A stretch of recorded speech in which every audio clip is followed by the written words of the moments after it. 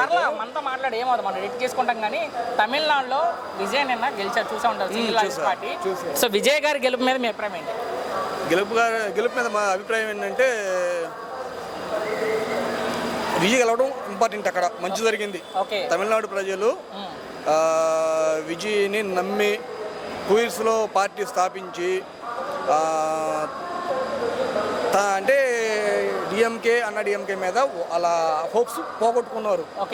So టోటల్గా ఏంటంటే విజయ్ నమ్మి విజయ్ గారికి ఓట్లు వేసి విజయ్ని గెలిపించి వాళ్ళు ఎంతో మేలు చేసుకున్నారు తమిళనాడు ప్రజలు. మీరు చెప్పిన దానికి ఎక్స్టెన్షన్. సో డిఎంకే చూసుకున్నా డిఎంకే చూసుకున్నా ఒకటి 75 ఏళ్ల పార్టీ, ఒకటి 50 ఏళ్ల పార్టీ. ఈ రెండు పార్టీలను కాదని కేవలం 2 ఏళ్లలో పెట్టిన విజయ్ని అంతలా నమ్మడానికి ఎందుకు కారణం అనుకుంటున్నారు అక్కడ ప్రజలు మీ ఉద్దేశం ప్రకారం? కారణం ఏంటంటే చాలా కారణాలు ఉన్నాయి, వాటిలో కొన్ని చెప్తాను. చెప్పన్నా. ఫస్ట్ అతని స్టార్డమ్, యువతలో ఉన్న మంచి క్రేజీ, ఈ నిరుద్యోగ వృత్తి యువకులకి అమౌంట్ కట్ట నాకు తెలియదులే, నిరుద్యోగ వృత్తి ఇస్తానన్నాడు. ఇప్పుడు మన మహిళలకి అంటే మ్యారేజ్ చేసుకునే పిల్లలకి వాళ్ళకి 8 గ్రాముల బంగారం, మీరు అన్నట్టు ఫ్రీ బస్సు, వాళ్ళకి ఫ్రీ బస్సు. వాటితో పాటు ఫ్రీ బస్సు, 8 గ్రాముల బంగారం, నిరుద్యోగ వృత్తి, గ్యాస్ సిలిండర్లు 8 ఎన్నో ఇస్తానన్నాడు, 6 ఇస్తానన్నాడు, సంవత్సరానికి 6 ఇస్తానన్నాడు.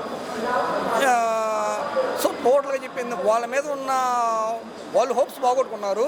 వాళ్ళు స్టాలిన్ గారు ఈ విజయ్ గారి స్పీచ్ కానీ అతని పట్టుదల కానీ చూసి జనాలు నమ్మారు, బలంగా నమ్మారు విజయ్ గారిని. ఫైనల్ ఒకటి అడుగుతాను బాబా, ఏంటి నిన్న తమిళనాడులో విజయ్ గారు సింగిల్ లార్జెస్ట్ పార్టీ గెలుపు, ఆ గెలుపు మీద మీ అభిప్రాయం ఏంటంటే? ఆయనది మంచిది, బాగా ఆడదు విజయ్ది. అంటే ఎందుకు అంతలా విజయ్ అక్కడ ప్రజలు నమ్మారనుకుంటున్నారు మీ ఉద్దేశంలో? అదే వీళ్ళిద్దరు పరిపాలన చూశారు, ఆయన కూడా చూద్దామని వేసి ఉంటారని. అదేలే, కానీ రెండు అక్కడ పెద్ద పార్టీలు మనం చూసినట్లయితే ఇద్దరే చూశారు పరిపాలన, ఇద్దరు పరిపాలన కూడా కాదనుకుని విజయ్ గారు నమ్మారు. ఎట్లా ఉంటుందో తెలియదు. అక్కడ ఎక్కువగా యువత నమ్మినట్లుగా తెలుస్తుంది బాబు. ఆ రిజల్ట్ తర్వాత చూస్తే యువతే బాగా వేశారు, పార్టీలకు అతీతంగా, కుల మతాలకు అతీతంగా. యూత్లో ఎందుకు అంత క్రేజ్ అంటారు విజయ్కి? సినిమా గ్లామరా ఇంకేమన్నా అంటే మీ అభిప్రాయం ప్రకారం? జనం వాళ్ళు నమ్మారు ఆయన్ని బాగా. మరి ఇచ్చిన హామీలు నెరవేర్చుకుంటారంటారా? ఏమన్నా అది రేపు ఏపీలో చూపిస్తుంది అంటారు ఎన్నికల ఫలితం, ఈ ప్రభావం ఏపీలో చూపించుతాడు? ఏపీలో దానికి దీనికి సంబంధం లేదు అంతే అంటారు. సో చివరిగా ఒక మాటలో మీ అభిప్రాయం ఏంటంటే విజయ్ గారు గెలుపుతున్నారా? A+ గెలిచింది రికార్డు. Okay, thank you. తమిళనాడులో నిన్న విజయ్ గారి గెలుపు మీద మీ అభిప్రాయం ఏంటి? ఆయన గురించి నాకు పెద్దగా తెలియదు. అంటే ఆయన గెలిచారు కదా నిన్న. సో ఆయన గెలిచిన దాని మీద మీరు ఏమనుకుంటారు? ఒక సినిమా హీరో పార్టీ పెట్టి సింగిల్గా పోటీ చేసి ముఖ్యమంత్రి అభ్యర్థి ఇప్పుడు అతను అక్కడ సోలోగా. కరెక్టే, కానీ సినిమా హీరో లాగా అంటే ఎవరైనా పోటీ చేస్తారు. ఓకే, అది హీరోలాగా చేస్తారు, తప్పు కదా. అంటే అక్కడ 2 పెద్ద పార్టీలు ఉన్నాయి, డిఎంకే డిఎంకే. ఆ రెండింటిని కాదనుకుని విజయ్ గారిని అక్కడ ప్రజలు ఓట్లేసి మరీ గెలిపించారు నమ్మి. ఎందుకు అంతలా నమ్ముంటారంటే మీ ఉద్దేశం ప్రకారం? అంటే కేవలం సినిమా హీరో అనేనా ఇంకా వేరే ఏమైనా?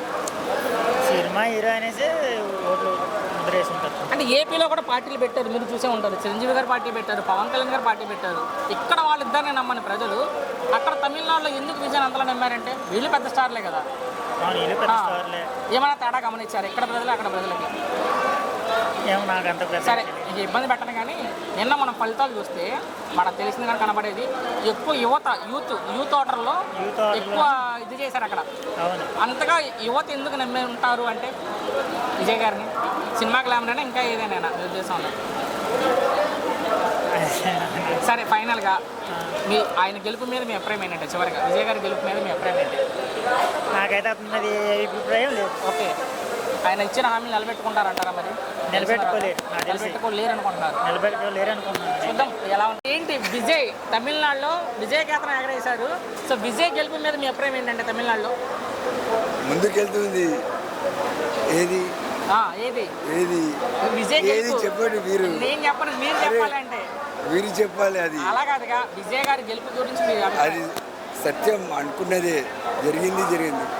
కల్కట్టా కానీ, అస్సాం కానీ, తమిళనాడు కానీ, కాంగ్రెస్, కేరళ కూడా అంతే, అంతా బాగా. అవన్నీ ఓకే, బట్ ఇది స్పెషల్ ఎందుకంటే ఆయన ఒక సినిమా ఇండస్ట్రీ నుంచి వచ్చి సీఎం అయ్యారు.